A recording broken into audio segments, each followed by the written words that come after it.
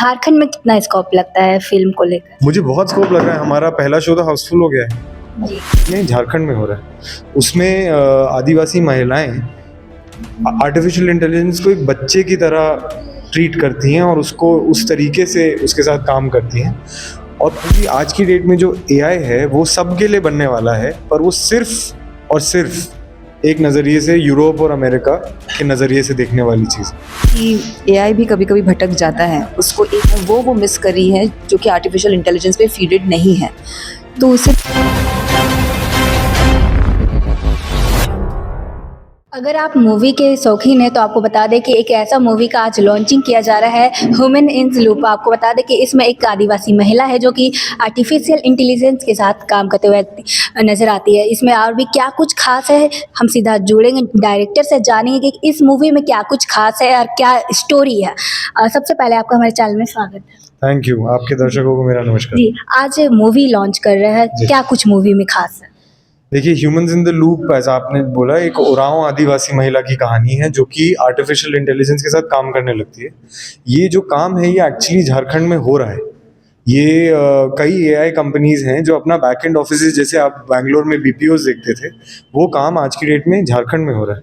उसमें आदिवासी महिलाएं artificial intelligence को एक बच्चे की तरह ट्रीट करती हैं और उसको उस तरीके से उसके साथ काम करती हैं। और पूरा का पूरा जो फिल्म का फ़लसफ़ा है कि क्योंकि आर्टिफिशियल इंटेलिजेंस एक तरीके से वेस्ट, जो हम अमेरिका और यूरोप की बात करते हैं, उसके नज़रिए से जुड़ा हुआ है। क्या एक आदिवासी दर्शन, आदिवासी फ़िलॉसफ़ी क्या इस एआई में जुड़ सकती है? क्या इसको रास्ता दिखा सकती है? उसके बारे में ये फिल्म। ये सब मतलब थॉट कहाँ से आया कि एक आदिवासी लड़की को आर्टिफिशियल इंटेलिजेंस के साथ ऐड किया जाए? ये एक्चुअली हो रहा है ना यहाँ पे काम। तो मैंने पहली बार एक आर्टिकल पढ़ा था, एक करिश्मा मल्होत्रा करके एक जर्नलिस्ट है, उनके आर्टिकल में इसका विवरण था। पर जैसे जैसे मैं झारखंड से जुड़ता गया, बीजू तोपो जी के साथ मैं जुड़ा, मैं ग्रेजुअली रियलाइज़ किया कि यहाँ पे जो 300 साल पहले चीज़ हुई थी, जहाँ पे कि फिरंगी गोरे लोग आए, उन्होंने बोला कि यहाँ के जो तौर तरीके हैं वो कमज़ोर हैं, यहाँ सैवेज हैं, इस तरीके की कई चीज़ें बोली, क्रिमिनल ट्राइब के तौर पे बता दिया कई ट्राइब्स को। वो चीज़ आज फिर से हो सकती है, क्योंकि आज की डेट में जो एआई है वो सबके लिए बनने वाला है, पर वो सिर्फ और सिर्फ एक नज़रिए से यूरोप और अमेरिका के नज़रिए से देखने वाली चीज़ है। आप कब से मूवी में जुड़े हैं और क्या कुछ आपकी इस मूवी में भूमिका है? नमस्कार, मेरा नाम सोनल मधुशंकर है। 2023 में दिसंबर में मैंने ऑडिशन दिया था अरण्या को, और तब से मैं इस मूवी के साथ जुड़ी हुई हूँ। जी हाँ। जी, तो इस मूवी में आपकी भूमिका क्या है?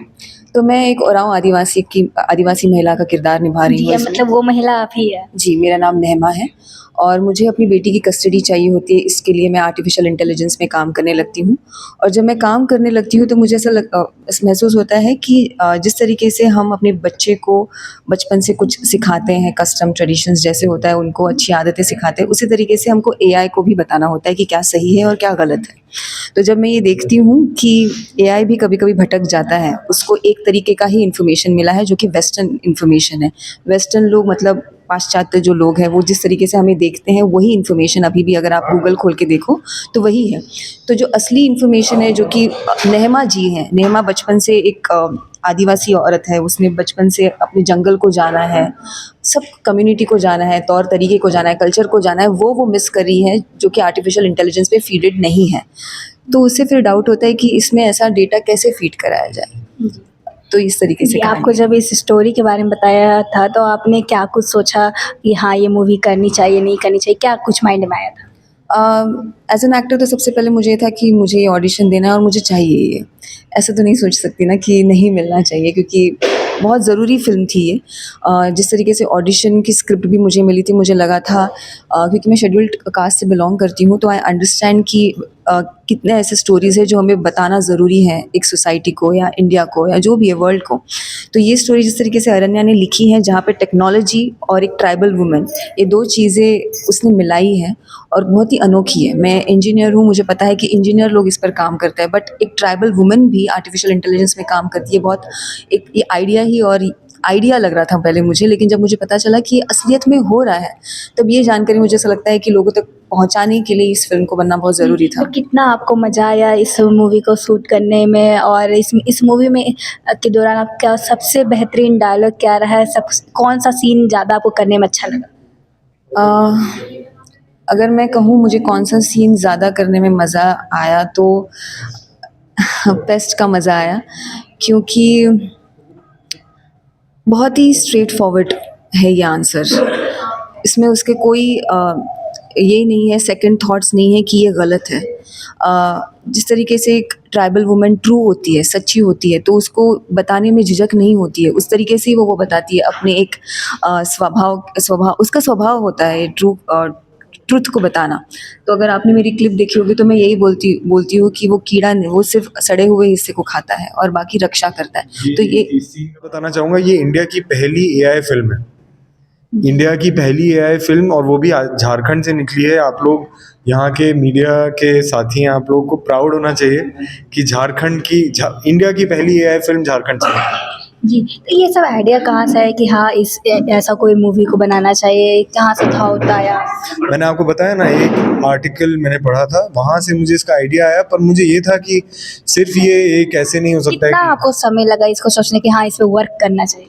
मुझे इमीडिएटली लगा कि मैं इस पे वर्क करना चाहता हूँ। एक दिन भी नहीं लगा मुझे, और मैंने डिसाइड किया। फिर हमने पैसे जुगाड़े, हमने शुरुआत की फिल्म की, और अभी तक आज जब हम बात कर रहे हैं, 2023 में हमने फिल्म बनाने की प्रक्रिया शुरू की थी, 24 में फिल्म बन के तैयार हुई, और आज की डेट में 2025 में पूरी दुनिया का भ्रमण करने के बाद, लॉस एंजलिस में जाने के बाद, जीतने के बाद, यूएस में जीतने के बाद, ये फिल्म आपके अपने घर पे आ रही है और झारखंड में वापस आ रही है। इसलिए मैं चाहूँगा कि ये सब देखें। झारखंड में कितना स्कोप लगता है फिल्म को लेकर? मुझे बहुत स्कोप लग रहा है। हमारा पहला शो तो हाउसफुल हो गया है।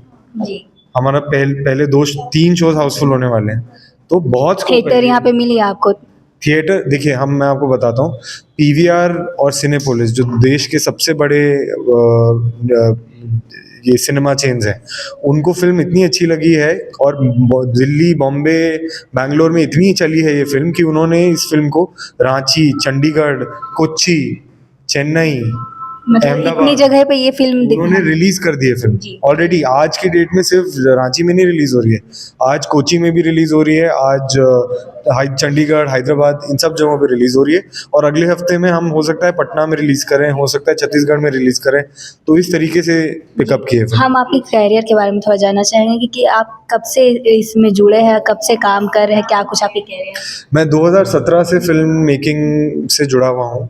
मैंने पहले तो एक शॉर्ट फिल्म बनाई थी जिसका नाम है मिर्गी। उसके बाद मैंने फिल्म एंड टेलीविज़न इंस्टीट्यूट है जो FTI है पुणे, जिसकी चर्चा आप लोग जानते ही होंगे, वहाँ का मैं पास आउट हूँ। डायरेक्शन मैंने पढ़ा। उसके बाद मैंने हिंदी फिल्म इंडस्ट्री में एज एन असिस्टेंट डायरेक्टर काफ़ी काम किया। इम्तियाज़ अली जो आपके निर्देशक हैं, उनके साथ मैंने काम किया। पैट्रिक ग्राहम जो एक ब्रिटिश डायरेक्टर, उनके साथ काम किया। और उसके बाद ये मेरी पहली फिल्म है। जी, पहली फिल्म। अब हम अभिनेत्री की भी करियर के बारे में थोड़ा जानेंगे। आपका क्या कुछ करियर रहा है? कब से आप शुरुआत किए हैं, कैसे जुड़े हैं? जी, तो 2017 में मैं इंजीनियर हूँ, तो IT जॉब को मैंने टाटा बाय-बाय किया और उसके बाद मैंने गंगूबाई काठियावाड़ी से अपनी शुरुआत की, वहाँ पे मेरा सेकेंडरी रोल था। उसके बाद दिल्ली क्राइम 2, दुरंगा और संजना भंसाली जिनकी गंगूबाई काठियावाड़ी, वो मेरी पहली फिल्म थी। और उसके बाद मैं थिएटर तो उसके साथ कर ही रही थी, और उसके बाद फिर मुझे ये फिल्म मिल गई। जी, इतनी सारी आपकी एक्सपीरियंस रही है, तो अब हम आपकी जो अभी तक आपने जो भी फ़िल्म किया, उसमें से आपकी जो बेहतरीन डायलॉग है, जो आप बोलना चाहते हो, वो आप बोलें। बेहतरीन इस फ़िल्म के आप बेहतरीन डायलॉग। बोल दो, डायलॉग ही बोल दो, कोई डायलॉग। आपने इतने सारे सीन किए होते हैं, उसमें से एक डायलॉग आप। बहुत इमोशनल डायलॉग है वो। हमको माफ़ कर दे बेटा, हम तुम्हारा गुस्सा नहीं समझ पाए। हमको तुम्हारे पापा की आवाज़ सुनाई दे रही थी। जिनको कुछ अपील करिए कि ताकि वो आए थिएटर में, आज फ़िल्म रिलीज़ हो रही, वो फ़िल्म देखें। खासकर मैं झारखंड के दर्शकों को ये बोलना चाहूँगी कि ये आपकी फ़िल्म है, आपके शहर में बनाई गई है, आपके लोग हैं इस फ़िल्म में।